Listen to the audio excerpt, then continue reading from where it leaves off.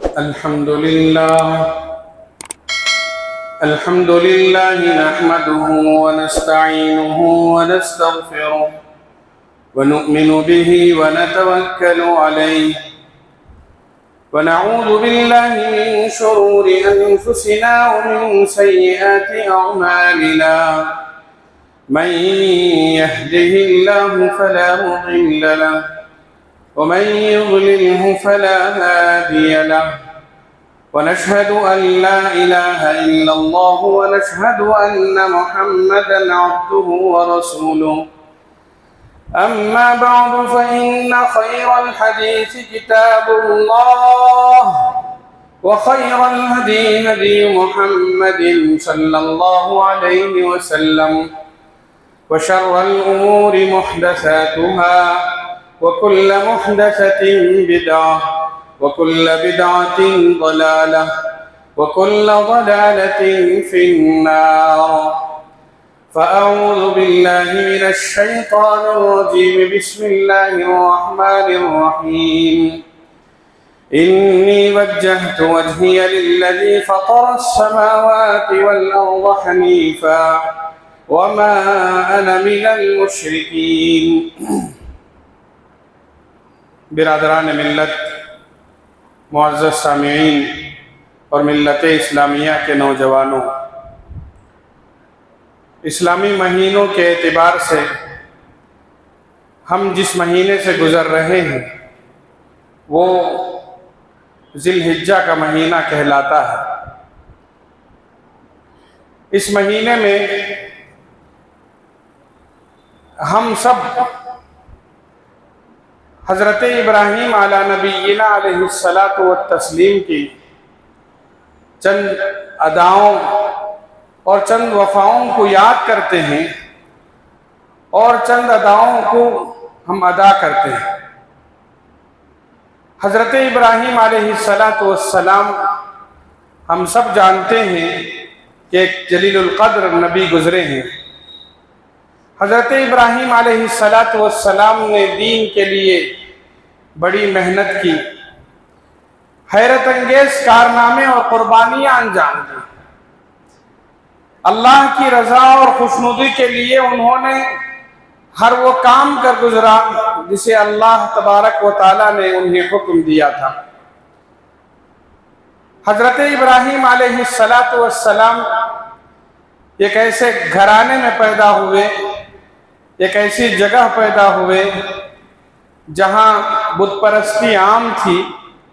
لوگ خود اپنے ہاتھوں سے پتھروں کے بت تراش کرتے تھے اور انہی کے ہاتھوں، انہی کے سامنے وہ پوجا کرتے تھے، ان کی عبادت کیا کرتے تھے۔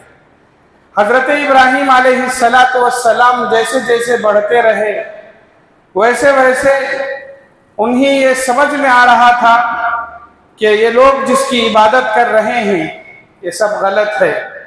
حق کی تلاش انہوں نے شروع کی۔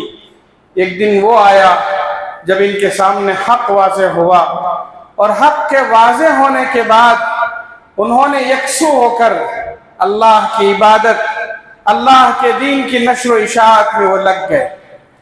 قرآن کریم میں جگہ جگہ پر حضرت ابراہیم علیہ الصلاۃ والسلام کے واقعات بیان کیا گیا ہے۔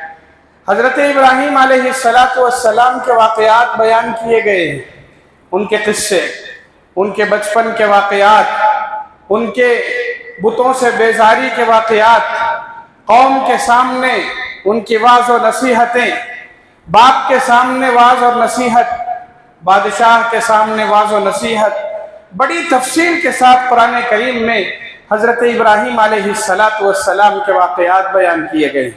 اور خاص طور پر ان دنوں جب ماہ ذی الحجہ شروع ہوتا ہے تو ہمارے ہر منبر و محراب سے حضرت ابراہیم علیہ الصلاۃ والسلام کے قصے بڑے تفصیل کے ساتھ عرض کیے جاتے ہیں اور عرض کرنے چاہیے، اس لیے کہ حضرت ابراہیم کی زندگی ہمارے لیے نمونہ قرار دی گئی ہے۔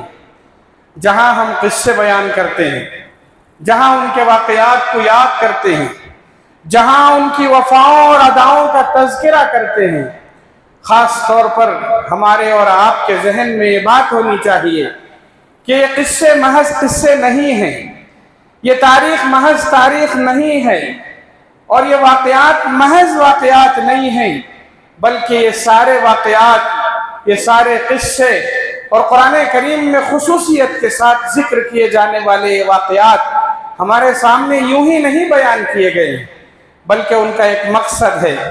اس کا سب سے بڑا مقصد یہ ہے کہ جو کام اور جو کارنامے انہوں نے انجام دیے تھے ہم اپنی زندگی میں نافذ کریں۔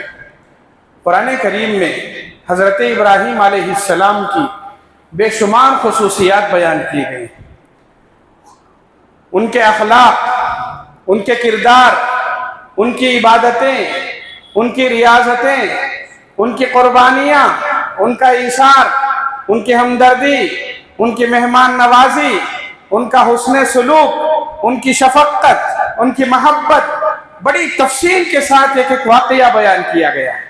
انہوں نے جو ہجرت کی ان واقعات کو بیان کیا گیا ہے، قوم کے سامنے انہوں نے جو قربانیاں پیش کی اس کو بیان کیا گیا ہے، اللہ کے لیے اور دین کے غلبے کے لیے انہوں نے جو محنتیں کی ان سب کو بیان کیا گیا ہے۔ ہر ایک کی تفصیل ہمارے سامنے بیک وقت ذکر کرنا ناممکن ہے۔ میں اس موقع پر ایک چیز کی طرف اشارہ کرنا ضروری سمجھوں گا کہ حضرت ابراہیم علیہ السلام کی بہت ساری خصوصیات میں سے ایک خصوصیت بڑی اہمیت کے ساتھ بیان کی گئی ہے، وہ یہ کہ حضرت ابراہیم علیہ السلام ایک مخلص انسان تھی۔ ان کا عمل اخلاص سے بھرا ہوا تھا، یعنی وہ جو کام بھی کرتے تھے اللہ کی رضا کے لیے کرتے تھے۔ وہ یہ نہیں سوچتے تھے کہ لوگ کیا کہیں گے، لوگ میرے بارے میں کیا سوچیں گے۔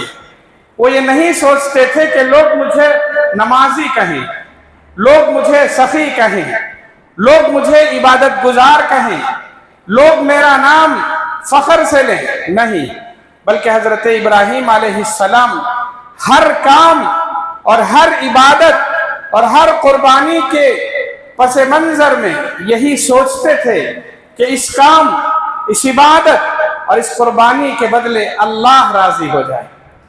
حضرت ابراہیم علیہ السلام کی یہی ادا ہے جسے قرآن کریم میں بڑی تفصیل کے ساتھ جگہ جگہ بیان کی گئی ہے، یعنی تسلیم و رضا۔ یعنی اللہ نے ان کو جب جو اور جیسے جیسے کہا ہر بات کو انہوں نے تسلیم کیا۔ جب بھی کوئی حکم دیا سر تسلیم خم کیا، جو کہا فوراً تسلیم کیا، اور جیسے کہا بعین ہی ویسے ہی کیا۔ اس کی کوئی تعویل انہوں نے نہیں کی، انہوں نے کوئی حجت نہیں کی۔ اللہ نے جب بھی ان کو کوئی حکم دیا، اللہ میں تیار ہوں، جو حکم دیا اسے فوراً تسلیم کیا، اور جیسے کرنے کا حکم دیا ویسے ہی تسلیم کیا۔ اللہ نے ان کو جس حال میں رکھا وہ ہمیشہ اس حال پر راضی رہے، اور جب بھی انہوں نے کوئی عمل کیا صرف مقصد یہ تھا کہ اللہ راضی ہو جائے۔ تسلیم و رضا کا یہی مقصد ہے، تسلیم و رضا کا یہی مطلب ہے کہ اللہ جب بھی کوئی بات کہیں فوراً تسلیم خم کریں، اور جو کہیں فوراً اسے تسلیم کریں، اور جیسے کرنے کے لیے کہیں ویسے ہی کریں۔ کسی بھی معاملے میں دیر کرنے کی کوئی گنجائش نہیں ہے، کسی بھی معاملے میں حکم الہی کے سامنے تحریف اور تعویل اور بہانوں کی کوئی گنجائش نہیں ہے۔ جیسے کہا جائے گا اور جو کرنے کے لیے کہا جائے گا ویسے ہی کریں۔ یہ حضرت ابراہیم علیہ السلام کی خصوصیت تھی۔ زندگی میں حالات بدلتے ہیں، سرد و گرم حالات آتے ہیں، خزاں اور بہار آتے ہی رہتے ہیں، ہر حال میں راضی رہیں کہ اللہ یہ زندگی تیری ہے، تو جس حال میں رکھے گا میں راضی ہوں۔ اور جو عمل بھی کریں گے، جو عمل بھی کریں گے اللہ کی رضا اور خوشنودی کے لیے کریں گے۔ آپ دیکھیے حضرت ابراہیم علیہ السلام کو اللہ نے جب بھی کوئی حکم دیا، جب بھی جس حال میں بھی کوئی حکم دیا، फौरन सरे तस्लीम खम किया। आपने ये नहीं देखा ये काम करूं या ना करूं, करूं तो फायदा क्या है, न करूं तो नुकसान क्या है, न फायदा न नुकसान। अल्लाह ने हुक्म दिया, फौरन सरे तस्लीम। हमने हजरत इब्राहीम के किस्से इतने सुन रखे हैं कि आप उनसे असबाक लेना भी हमें गवारा नहीं है। कितनी मर्तबा हमने सुना है कि हजरत इब्राहीम अलैहिस्सलाम को अल्लाह ने हुक्म दिया कि ले जाएं अपने बीवी को और अपने बच्चों को जंगलों बयाबान में छोड़कर आ जाएं। हम में से कौन है जो इस वाक़ये को हमने नहीं सुना? हम में का हर शख्स जानता है कि हजरत इब्राहीम अलैहिस्सलाम को अल्लाह ने हुक्म दिया कि ले जाओ अपने बीवी को और अपने बच्चों को ले जाकर बेआबो गियाह जमीन में छोड़कर आ जाओ। बहुत मर्तबा हमने सुना है, कभी हमने गौर किया ये काम आसान था? ये काम आसान है?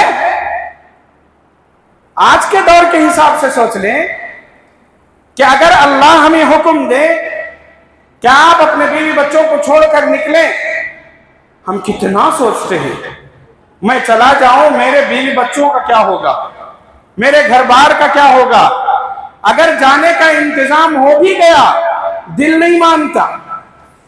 घर अच्छा है, रहने के लिए सारी चीजें सारी सहूलतें हैं, देखभाल के लिए रिश्तेदार पड़ोसी सब हैं, मगर उसके बावजूद दिल धक धक करता है मैं न रहूं, मेरे बीवी का क्या होगा, मेरे बच्चों का क्या होगा। अल्लाह अकबर। हजरत इब्राहीम से कहा कि ले जाओ बेआबो गियाह जमीन में छोड़ दो।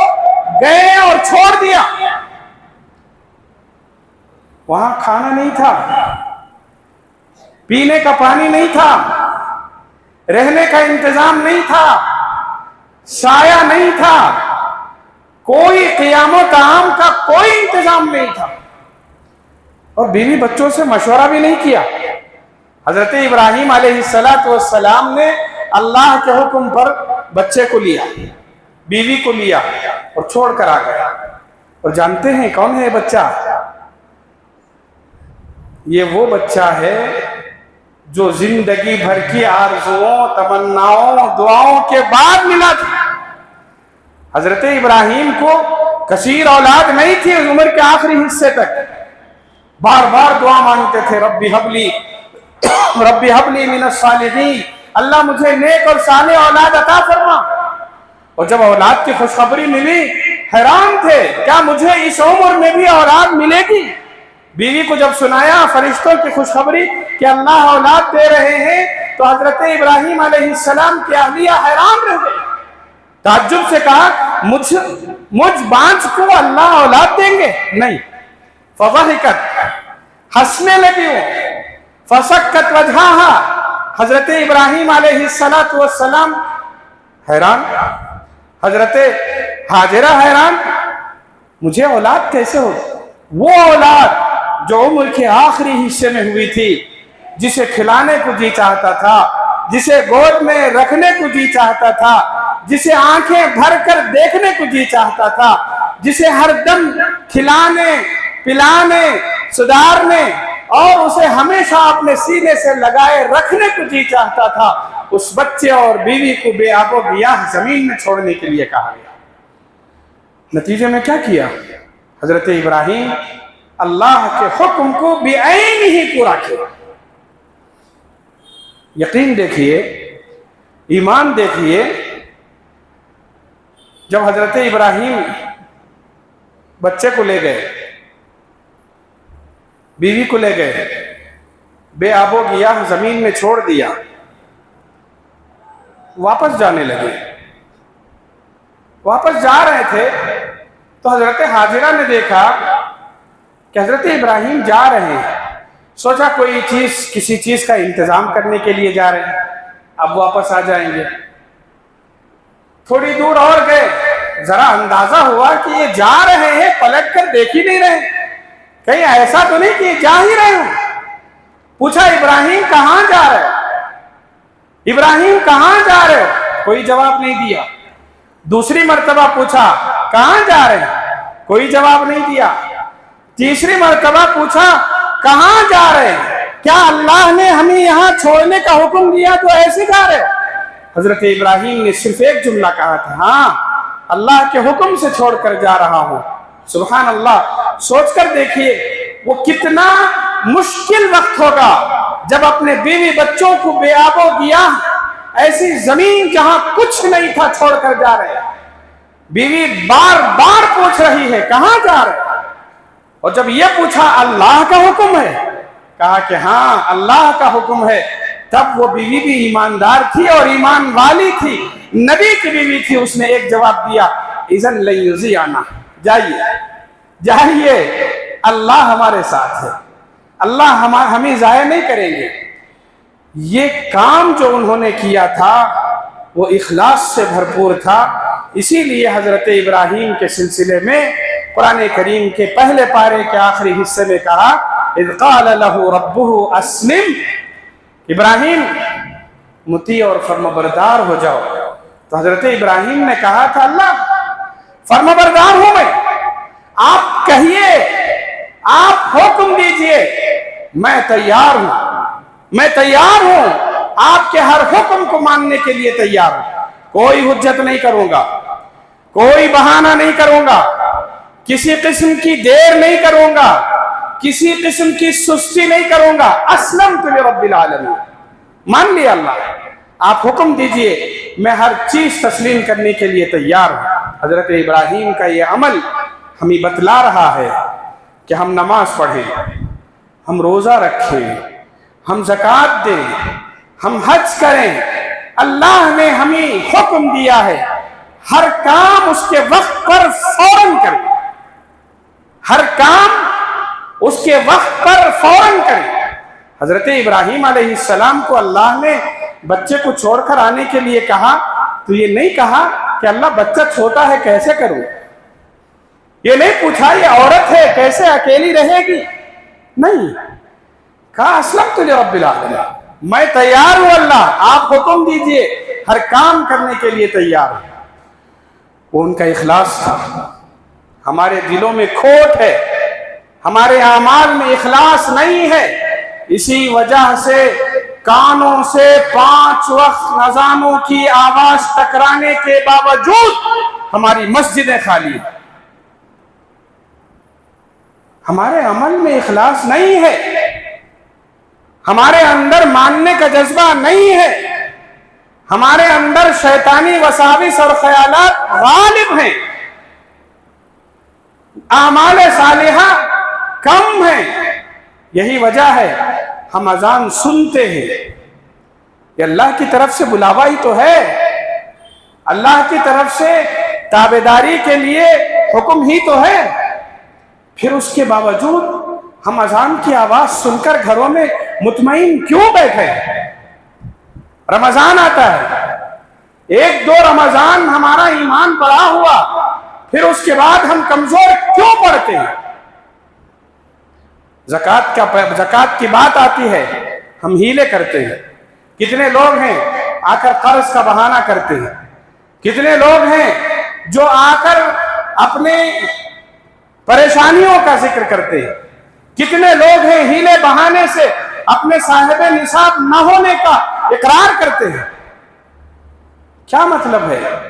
मतलब यह है कि अल्लाह ने ज़कात का हुक्म दिया है, हम मानने के लिए तैयार नहीं, हम हीले करेंगे, हम बहाने करेंगे।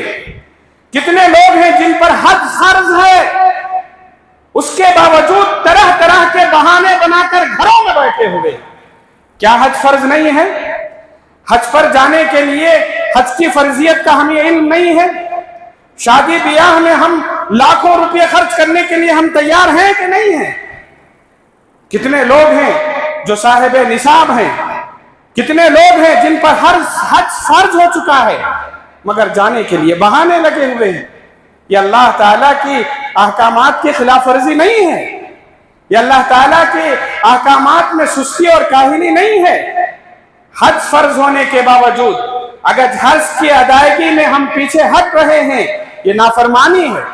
ज़कात फर्ज होने के बावजूद ज़कात की अदायगी में हम पीछे हैं, یہ نافرمانی ہے اللہ کی.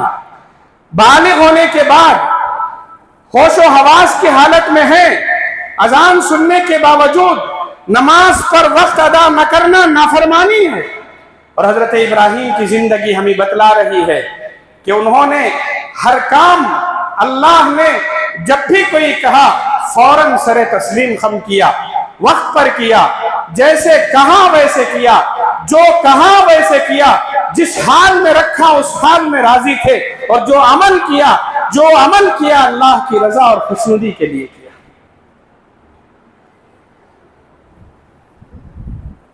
کوئی کام آسان نہیں تھا ان کے لیے، ہر کام مشکل تھا.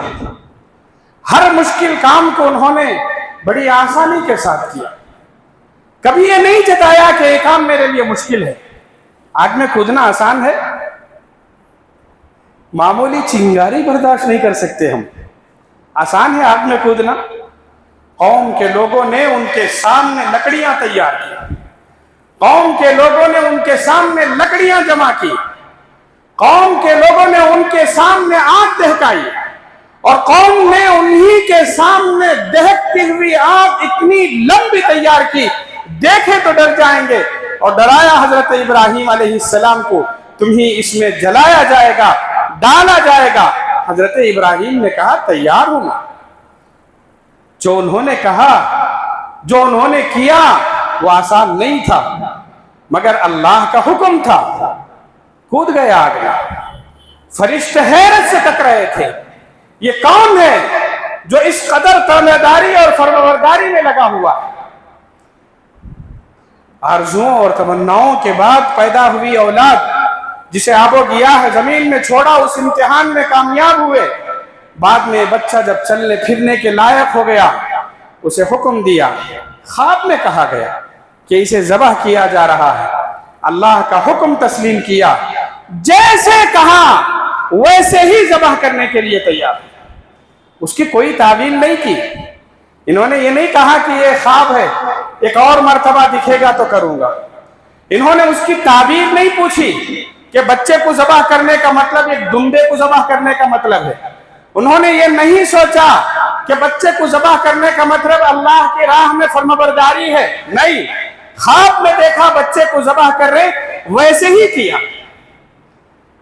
حضرت ابراہیم کی یہ اعمال بتلا رہے ہیں اللہ نے ہمیں زندگی میں جو حکم دیے ہیں، ان احکامات میں ہمیں کسی قسم کی تعویل، حجت، سستی، کاہلی یا کسی قسم سے اعتراض کرنے کی کوئی گنجائش نہیں. اسلم، مانو گے بات؟ اسلمت لرب العالمین، اللہ تیار ہوں میں. آپ پہلا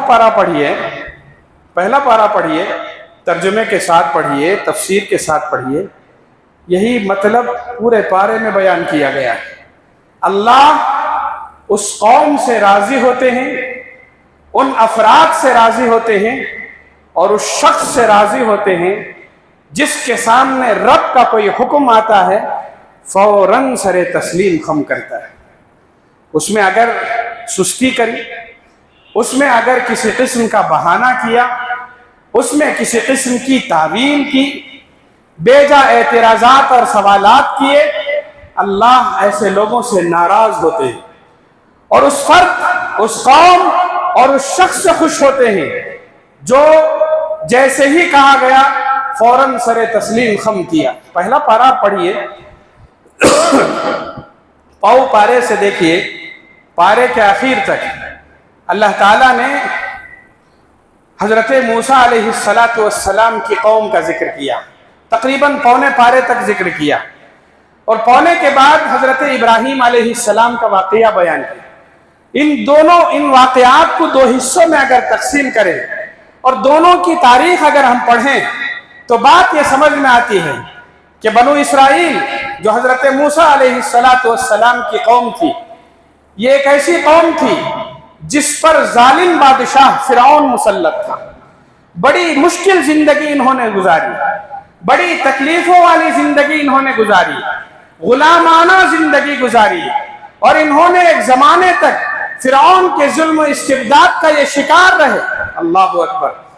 اس ظلم کے بعد اس مشکل کے بعد، ان پریشان کن حالات کے بعد اللہ نے حضرت موسیٰ علیہ السلام کے ذریعے حضرت موسیٰ علیہ السلام کی اس قوم بنی اسرائیل کو مختلف انعامات سے نوازا۔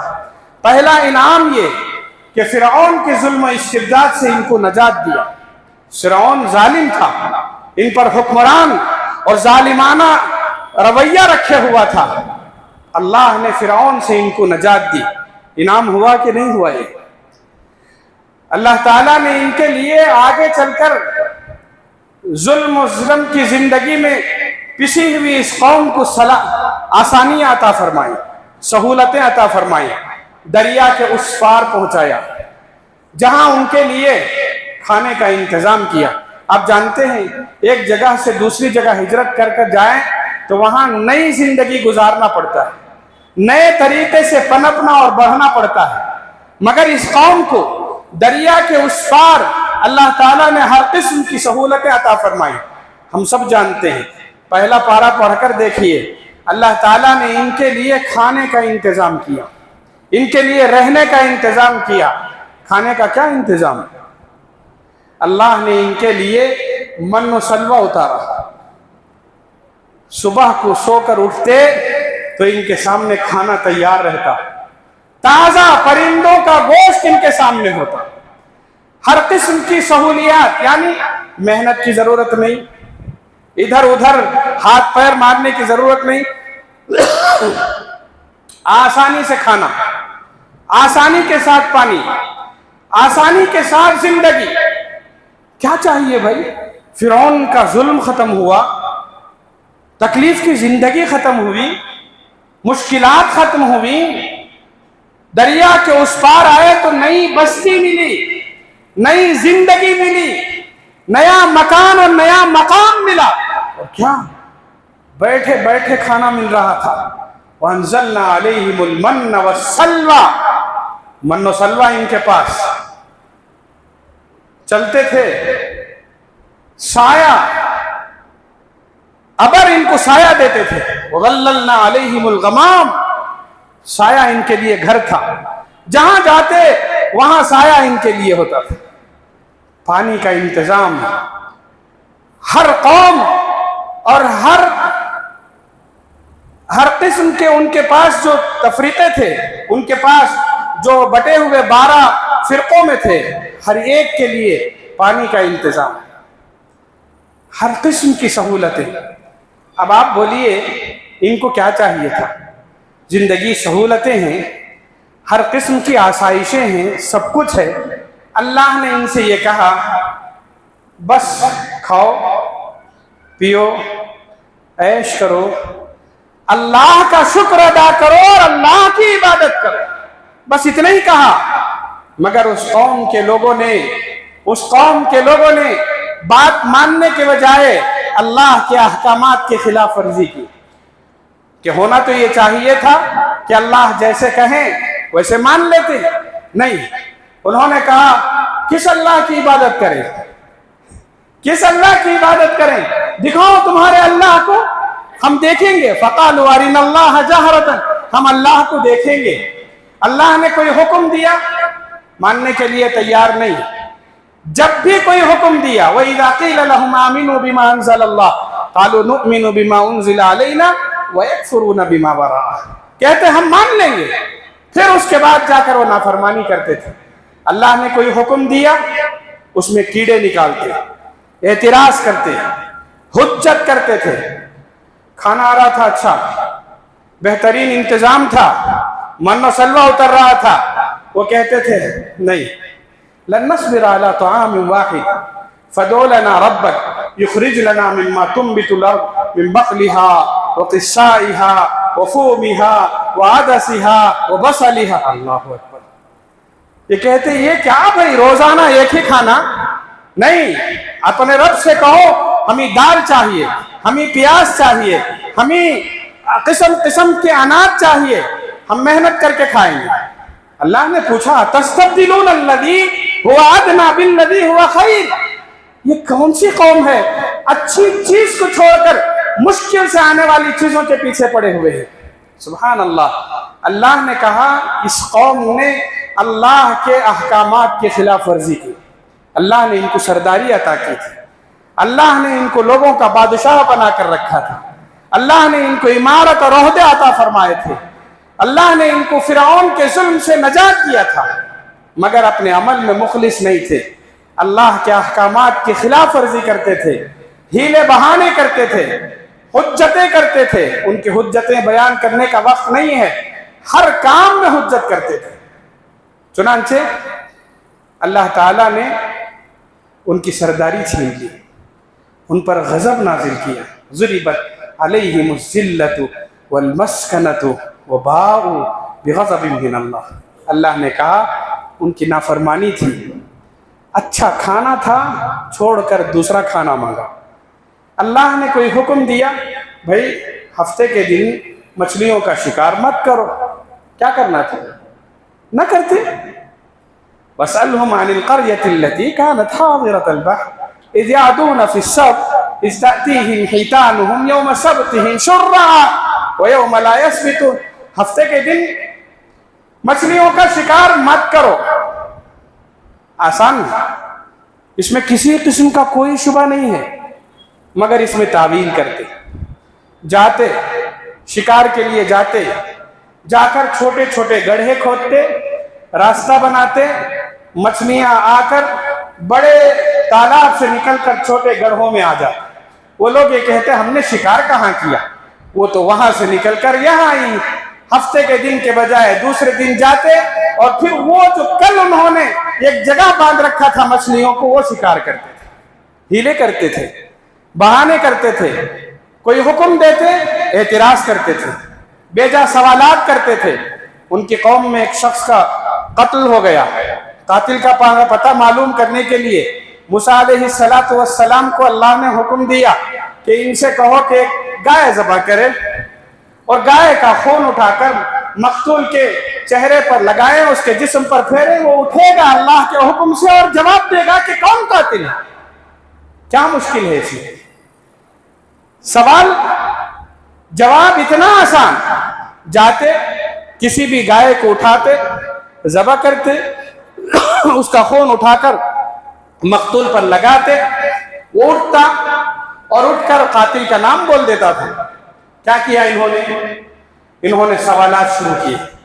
اپنے رب سے پوچھو گائے کیسی ہونی چاہیے, اپنے رب سے پوچھو اس کی عمر کیا ہونی چاہیے, اپنے رب سے پوچھو اس کا رنگ کیا ہونا چاہیے, اپنے رب سے پوچھو اس کی خصوصیت کیا ہونی چاہیے. قالوا ادع لنا ربك يبين لنا ما هي قال انه يقول انها بقرة لا فارض ولا بكر. جتنے سوالات انہوں نے کیے اللہ نے اتنے ہی سخت مشکلات میں ان کو ڈالا, شرائط پر شرائط لگائے. وہ خود حیران و سرگردان اور پریشان رہے. نتیجے میں ان کے اعتراضات, ان کے بیجا سوالات اور ان کی سستی اور کاہلی کی وجہ سے اللہ نے ان کو مسخ کیا, اللہ نے ان کو نیست و نابود کیا. اللہ تعالیٰ نے ان سے ناراضگی کا اعلان کیا اور اللہ نے ان پر ذلت و رسوائی طاری کی. یہ پورے واقعات بیان کرنے کے بعد اللہ نے حضرت ابراہیم کا قصہ پہلے پارے کے آخر میں بیان کیا, اور وہاں حضرت ابراہیم کے ان حالات کا ذکر کیا جن حالات میں حضرت ابراہیم نے اللہ کی تابعداری کی تھی. ان کی تو صرف گائے ذبح کرنے کا حکم دیا تھا, وہ بھی نہیں کر سکے. ان کو تو بیٹھے بیٹھے کھانے کا انتظام تھا, پھر بھی اس پر وہ صبر نہ کر سکے. یہ حضرت ابراہیم ہیں جن کو جانور نہیں اپنے بچے کو ذبح کرنے کا حکم دیا. ایک جانور کے ذبح پر یہ 10 سوالات کر رہے ہیں, اپنے بیٹے کو ذبح کرنے کے لیے ایک بھی سوال نہیں. بیٹھے بیٹھے کھانا مل رہا ہے, یہ تیار نہیں ہے. جہاں کھانا اور پانی نہیں ہے وہاں اپنے بچوں کو چھوڑنے کے لیے تیار ہے. یہ حضرت ابراہیم ہے. اللہ نے کہا وَإِذِ ابْتَلَىٰ إِبْرَاهِيمَ رَبُّهُ بِكَلِمَاتٍ فَأَتَمَّهُ. حضرت ابراہیم نے ہر امتحان اور ہر آزمائش میں کامیابی حاصل کی. نتیجہ ان لوگوں کو حکم دیا, نافرمانی کی, ذلت ملی. یہاں حضرت ابراہیم نے ہر حکم کی تابعداری کی. اللہ تعالیٰ نے فرمایا انی جاعلک للناس اماما. ابراہیم ہم نے تمہیں سردار بنایا, ہم نے تمہیں امام بنایا, ہم نے تمہیں لوگوں کا محبوب بنایا, ہم نے تمہیں اپنا دوست بنایا. واتخذ اللہ ابراہیم خلیلا. حضرت ابراہیم علیہ السلام کی زندگی ہمارے سامنے اس حیثیت سے مثال ہے کہ اللہ نے ان کو جب بھی کوئی حکم دیا فوراً تسلیم کیا. اس کے بعد جیسے کہا ویسے ہی کیا, کوئی حجت نہیں کی. جس حال میں رکھا ہر حال میں وہ راضی رہے. بنی اسرائیل نعمتوں کے باوجود راضی نہیں تھے. حضرت ابراہیم مشکلات کے باوجود راضی تھے, اور جو کام بھی کیا رب کی رضا کے لیے کیا. اللہ نے کہا یہ ہے بندہ. اسی لیے ان دنوں حضرت ابراہیم کو ہم یاد کرتے ہیں. بقرعید آئے گی چلی جائے گی, مگر جاتے جاتے جو پیغام دے کر جاتی ہے اسے اصل ہمیں لینا ہے. حضرت ابراہیم کی زندگی کی ایک بہت بڑی مثال یہ بھی ہے کہ حضرت ابراہیم علیہ السلام کے سلسلے میں جب یہ کہا گیا وہ مطیع تھے, وہ فرمانبردار تھے. اللہ جیسے کہتے ہیں ویسے مانتے ہیں, جو کہتے ہیں وہی کرتے ہیں, جس حال میں رکھتے ہیں اس میں راضی رہتے ہیں. حضرت ابراہیم کی یہ جو خصوصیات تھیں, ان کی زندگی کی سب سے بڑی کامیابی یہ ہے کہ انہوں نے اپنی زندگی میں اپنی اولاد کو اسی انداز میں تربیت کی. اگر ہم مطیع اور فرمانبردار ہیں, ہمارا فرض ہے کہ ہم اپنے بچوں کو ویسے ہی مطیع اور فرمانبردار بنائیں. وَوَصَّى بِهَا إِبْرَاهِيمُ بَنِيهِ وَيَعْقُوبَ. حضرت ابراہیم جاتے جاتے اس دنیا سے اپنے بچوں کو بلایا اور اپنے بچوں کو بلا کر وصیت کی. بنیہ ویعقوب یا بنیہ ان اللہ اصطفى لکم الدین. بیٹا اللہ نے تمہیں اس دنیا میں منتخب کیا ہے, اللہ نے تم کو نبی بنایا ہے. کسے بلایا, کس سے کہا؟ یہ یعقوب علیہ السلام اور دیگر بچوں سے کہا کہ اللہ نے تمہیں منتخب کیا ہے. میری نصیحت یہ ہے کہ میں نے ساری زندگی اللہ کی اطاعت میں گزاری, تم بھی مرتے دم تک اللہ کے مطیع رہنا. فلا تموتن الا وانتم مسلمون. یہ وصیت تھی حضرت ابراہیم کی. اور جانتے ہیں کسے نصیحت کی؟ حضرت یعقوب علیہ السلام. حضرت یعقوب علیہ السلام کے سلسلے میں قرآن کہتا ہے جو نصیحت ان کے دادا نے کی تھی اس نصیحت پر یہ اس قدر کاربند رہے کہ جب ان کی موت کا وقت آیا تو انہوں نے اپنے سارے بچوں کو بلا کر نصیحت کرتے ہوئے وہی بات کہی جو حضرت ابراہیم نے ان سے کہی. ام کنتم شہداء اذ حضر یعقوب الموت اذ قال لبنیہ ما تعبدون من بعدی. یعقوب علیہ السلام اپنے موت کے وقت اپنے بچوں سے یہ پوچھ رہے ہیں بیٹا آگے کی زندگی میں کیا کرو گے؟ انہوں نے کہا قالوا نعبد الہک و الہ آبائک ابراہیم و اسماعیل و اسحاق الہا واحدا. اے ابا ہم وہی کریں گے جو ہمارے اللہ نے ہمیں حکم دیا ہے, اس رب کی تابعداری کریں گے جو ابراہیم کے رب ہیں, جو اسماعیل کے رب ہیں, جو اسحاق کے رب ہیں, جو آپ کے رب ہیں, ہم انہی کی تسلیم کریں گے. سبحان اللہ.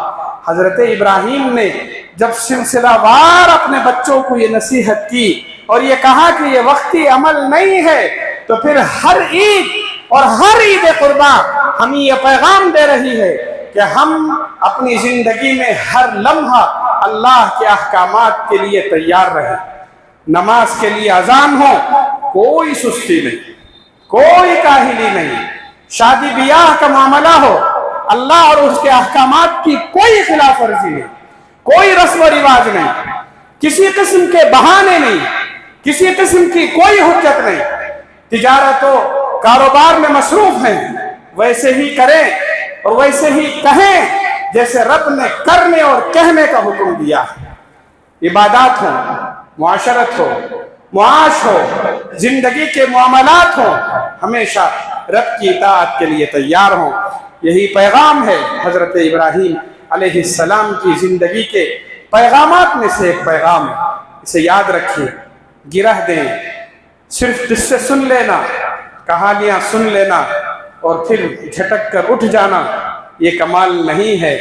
میرے لیے کہنا آسان ہے، آپ کے لیے سننا آسان ہے، میرے لیے اور آپ کے لیے عمل کرنا مشکل ہے، اور اس عمل مشکل کو ہم کر کے بتلائیں، اللہ کے سامنے سرخرو ہوں گے انشاءاللہ۔ اللہ ہم سب کو عمل کی